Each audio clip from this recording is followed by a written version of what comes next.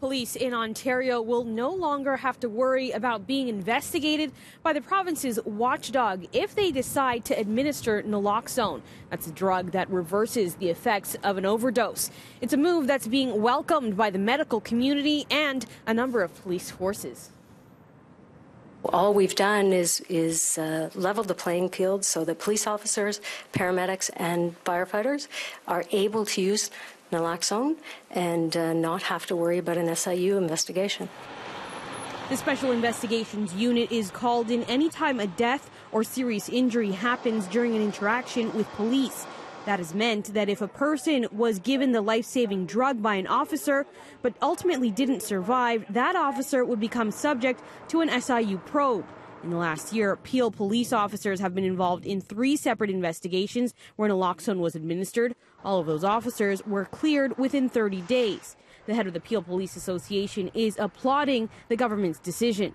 A sigh of relief, basically, for all of our officers on the front line that are not going to be under criminal investigation for just doing their jobs. It's a common sense approach. Our officers are out there saving people's lives. So I think that putting them through that undue stress and anxiety when you're doing your job is absolutely wrong. I'm ecstatic that the PC government and Ford Nation has basically done this for all the officers out there on the front line. Toronto Police Service also welcomed the move. Over 1,000 of their officers have been carrying naloxone since July. A spokesperson tells CityNews it's been used 4 times since then, and in each case the person was revived. The Canadian Mental Health Association also weighed in today, writing in a statement, "You wouldn't charge a person if they tried to deliver CPR and someone died. Why should the administration of naloxone by police officers be any different?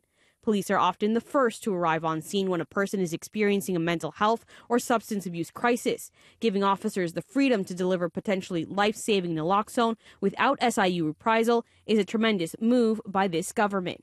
If this saves just one life, it will be worth it." Now, similar changes to the Police Services Act was promised by the previous Liberal government back in March, just before they lost the provincial election to Doug Ford's PCs. Naloxone is not considered harmful if it's administered to someone who is not experiencing an opioid overdose.